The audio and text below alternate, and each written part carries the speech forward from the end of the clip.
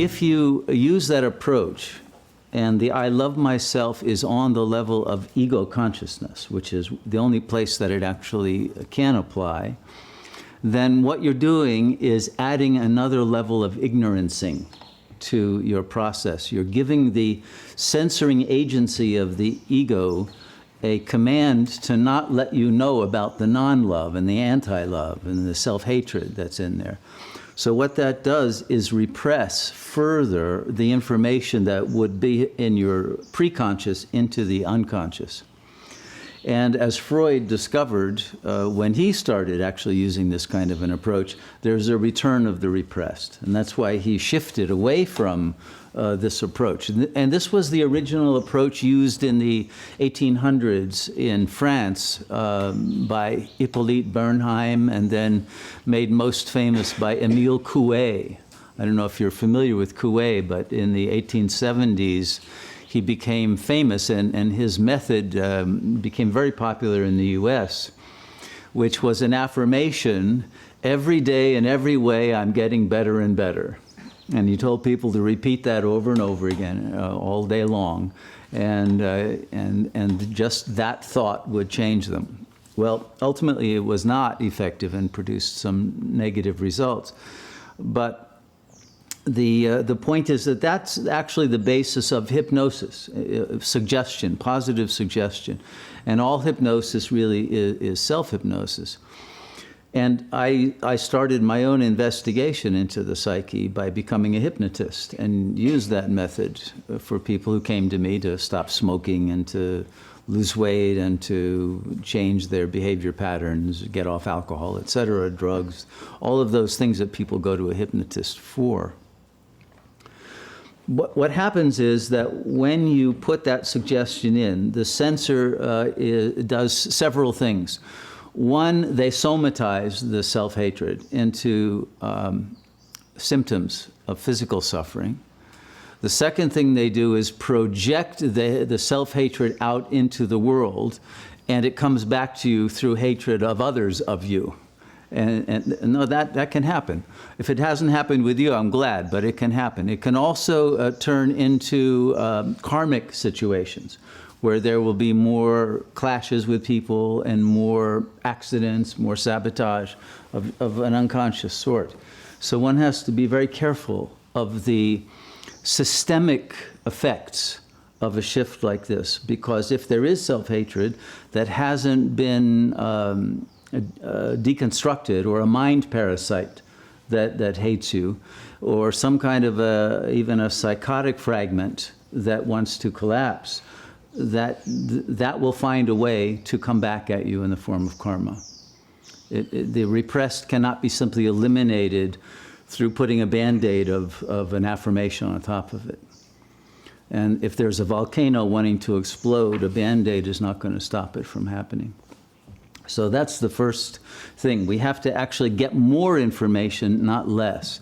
And if we try to put an affirmation over, what we're saying is, I don't want to know. We're putting the self-hatred into a forbidden knowledge category, and then it will stay repressed. But what you can't stop doing, the censor can keep you from remembering most dreams. But when it really wants, the information is too heavy, it will come to you in the form of nightmares. And it will come in the form of emotional storms that you won't be able to affirm your way out of. It will come in the form of such heavy negative thought waves that you won't even be able to remember your affirmation. Things like that will happen and will cause you to even forget that was your approach, because you'll be carried away by negative storms. So when those kinds of things happen, then one realizes that one needs to use a different approach that does not pretend to have a certain affect which is not real. And it doesn't become real simply through the imagining of it and the continuing to try to impress that on yourself, because the ego lacks essence. It is not actually able to love itself. The ego is a defense against non-love, and it is made up of the impressions of other people that one takes in and imitates, or is intimidated by, or is affected by through a desire to be like them. And the ego is made up of a number of different self-images, some of which are positive and others of which are negative. But the affirmation cannot control all of those different self-images, which then will fragment and become out of communication with each other, the more that there is a demand that only a certain kind of affect can get through into the consciousness. So what it ends up doing actually is creating more complexity at the level of the unconscious and more disintegration. So this, the recommendation, therefore, and that's why I was talking to Trace about that, is love the ticket. No, the real ticket is emptiness, because there is no ability for real love at the level of the ego, because the ego lacks being. It's not real. It's an artifact that is produced to pacify the other and to take the niche in the family system that was given to you, and to be able to adapt to the demands of the social other. The ego, because of its sense of lack, cannot access love. The consciousness, in order to find love, real love, that will have the power then to release the negative affects in the ego, is to reach a higher level of integration, which requires the emptying out of all identifications. And it's that emptiness that is the margin of pure awareness that is not identified as an ego, and therefore has a higher level on the spectrum of consciousness, of command over the ego system of censorship, of self-censorship, and of repression. The emptiness overcomes that because it's not under the jurisdiction of that ego system, and is able to then comprehend the entirety of the ego from beyond it. And by letting go of all identifications, the consciousness is able to receive and absorb into itself the real love that is the essence of our being, and bring that into the ego from that space of consciousness that is not ego, but that is also not other, that is in the reality of non-dual being. And so the emptiness has access to the fullness that is the true nature of our being, which you could call God consciousness. And as that comes in, the power to transform the ego consciousness and to dissolve it and to completely eliminate the traces of suffering and of negative belief is given to you. But it's not given to you from a position within language. It's given to you from that intelligence that is trans-linguistic, and that doesn't need to make any affirmations in language. It is simply the realization of what you really are.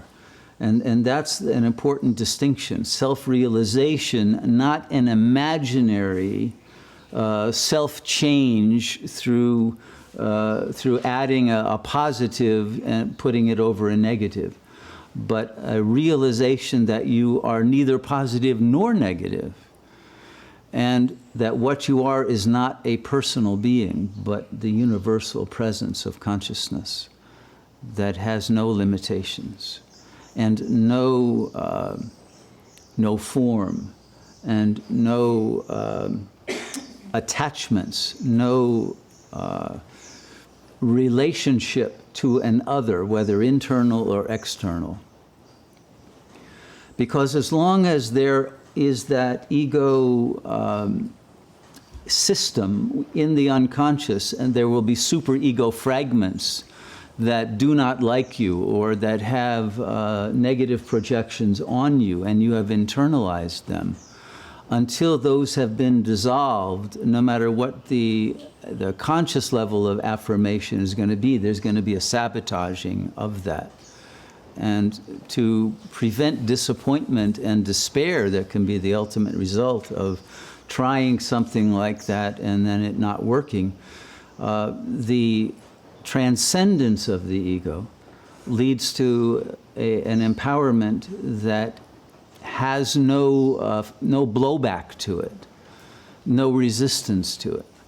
Whereas if you remain within the ego system, there is always going to be a set of counter forces that are going to want to bring you back down under their control, and will always keep you in a struggle against feeling bad and against waves of affect and of karma that one will not be able to understand from within the ego, because one hasn't gained a high enough level of detachment and intelligence regarding the ego's illusory nature.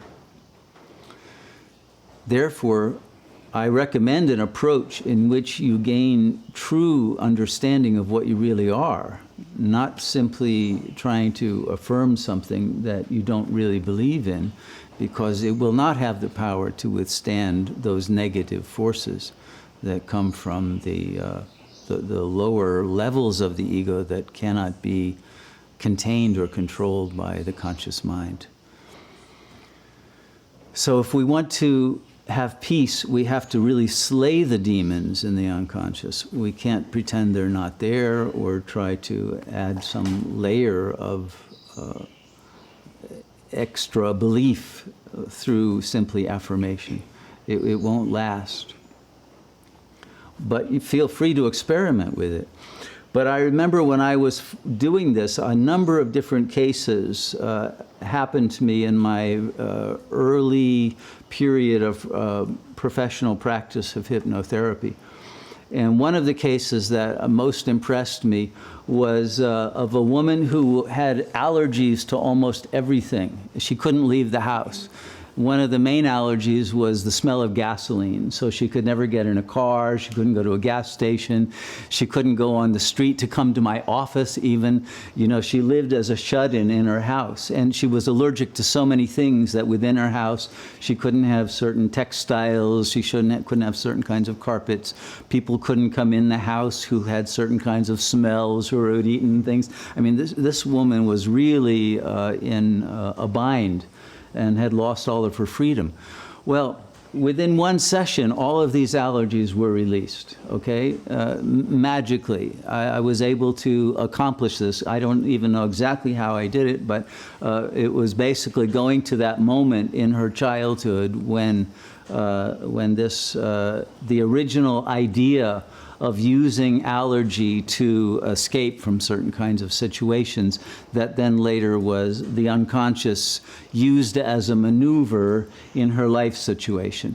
Anyway, she was able to let it go. She was very happy. She called me, said, I don't need any more sessions, and I'm fine. Life is wonderful. She drove back and told me that in one more session, and then she was gone. So the fact that she was driving, going to gas stations, right, her life had totally changed. I felt very good. Okay, you know, that was a success. One of my first sessions, you know, I felt, okay, now I really know what I'm doing. Well, about a month later, she called again crying, and she said, my husband is divorcing me, and my children, she had 2 teenage daughters, they've gone crazy, and they're becoming delinquents in school. My life has become completely unmanageable. Help. Okay, so, well, of course, she comes back in for another session, and it turns out that the allergy was a defense against the husband's fear that she would go out and get into affairs with other men, and now his paranoia that she was going to do that came into place, and in fact, she was going out and having relationships with other men and doing things that she could not control because this had been her own unconscious desire that she didn't even know. And so that happened. and the children in the family system went haywire in order to try to get her back, needing to take care of them instead of going out gallivanting with other people in social situations. Anyway, so what I realized is then I had to do family therapy, and I had to learn a lot about family systems. I went to my books very, very heavily and began working on it, and I brought the husband in, we did couples therapy, and we finally got the situation under control. But it turned out it was a lot more difficult than just dealing with a symptom. And she felt very good about herself, okay? She loved herself after that first session, but her life fell apart. Okay, and what I discovered was with a number of clients after that, similar kinds of things would happen. The symptom they came to solve was solved, but then other things arose. And I began to see the entirety of the complexity of a human life.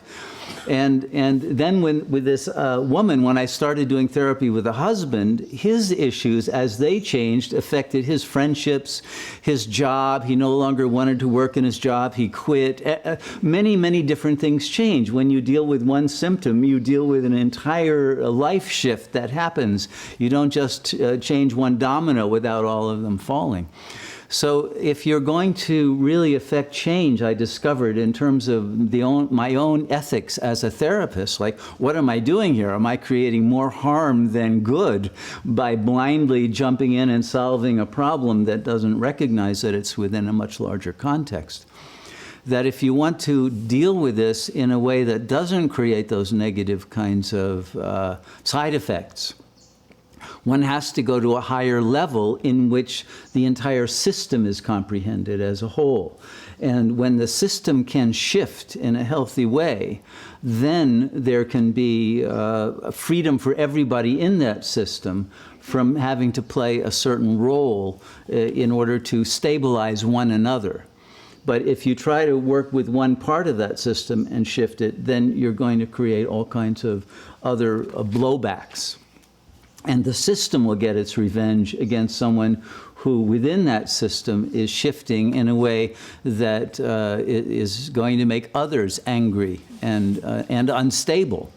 Because the problem is no ego is stable, and it stabilizes itself with a relationship to another ego.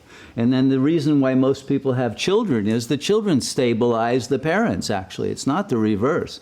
The parents are too weak, and they need an adoring other that they can capture that has unconditional love for them. When the child starts growing up and starts hating the parent, then the parent destabilizes. So there's a lot of pressure to never grow up, because if you grow up and abandon your mother, she will collapse, right? So we've heard about all of these cases.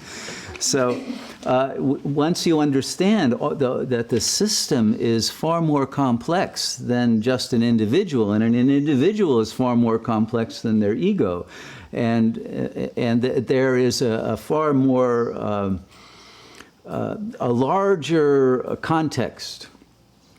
And that one of the things that happens if you try to affirm your way out of this, but remaining with the ego, is you'll have to block your third eye, you'll have to block your awareness, you'll have to create an agency that cuts your ability to connect the dots, because you don't want to see the effects that these things are having, and you'll have to anesthetize yourself, and many different things happen as a result that you won't even know are a result of this effort, but that will come upon you in your life and create different sorts of mysterious effects that you won't be able to link back to a particular cause, because you haven't reached a high enough level to see how all of these aspects of your life connect with each other in secret ways.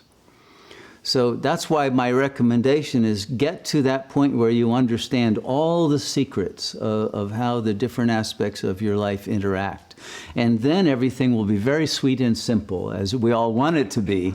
But it's not sweet and simple within the ego, which is a very complex entity. But within that level of the soul and the spirit, yes, there is blessed simplicity, and then you don't have to do anything. And that's why the emptying out of ego as your identity and the refusal to identify with anything or anyone brings the real self into your space with all of its power of serving the whole, because the real self is that consciousness that emanates into every being. And therefore a change that's made at that level will create effects that are entirely without negative consequences, because it is a consciousness of the all that serves the all with benevolence, and therefore an entire community can shift in a positive way without there having to be a scapegoat or a loser or in some way a disharmony between different members, whether they are internalized aspects of the ego or writ large external beings in one's life that one has to either cut off from, or one has to project on or provoke in certain unconscious ways to act in negative ways toward one. But all of this can only be understood by that higher level of intelligence that's beyond the ego, and the higher love that comes only when one has transcended the ego.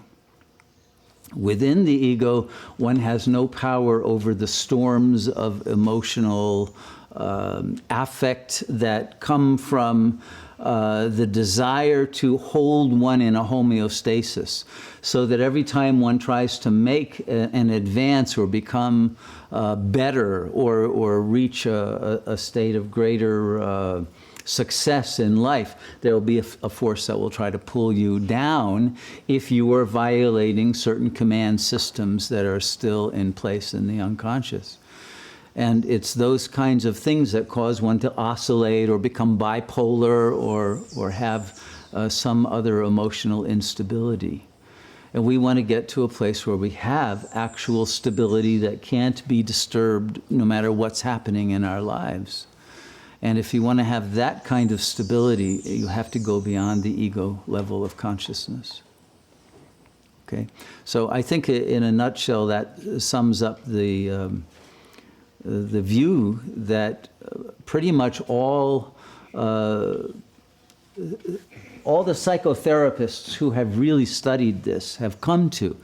But there has been a collective return to repression against the knowledge of how complex our unconscious is.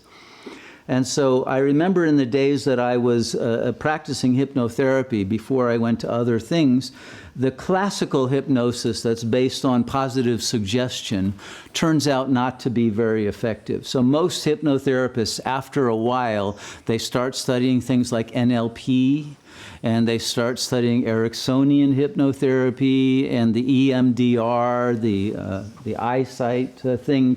These are kinds of different ways of getting people into deeper trances and to use different kinds of twists of sorts of suggestions that are not, that don't go against directly the negative aspects of the ego and the superego, but get them to collude with the therapist. And they're very interesting and very clever, but none of those ultimately work either.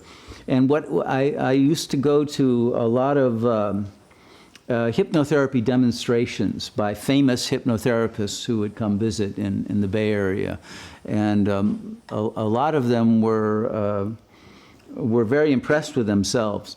But at the time that I was going to these, I was also studying Kleinian theory, which goes into what's really going on at the level of the unconscious, at least the infantile ego in its resistance against authority, against the mother, against all of this.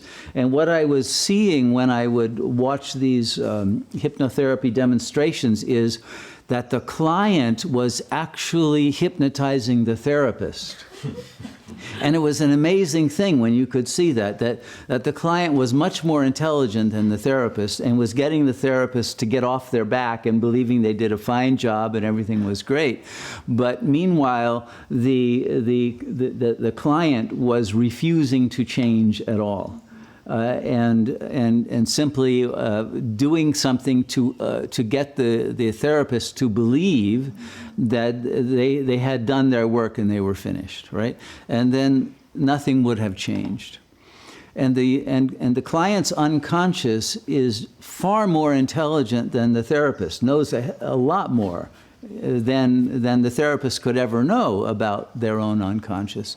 And therefore, the therapist can never do anything without the permission of the unconscious mind's surrender, let's say, to allowing those kinds of changes to be made. But there's not going to be a surrender at the level of ego. The surrender is only going to come when there has been an achievement of an uplifting of the vibrational frequency beyond the level of the ego, where there is a recognition of the power of the presence of God or the presence of the real that transcends, that can in fact contain the ego and bring it healing love that is consistent and capable and of in a trustworthy way of allowing its wounds to heal in a permanent fashion.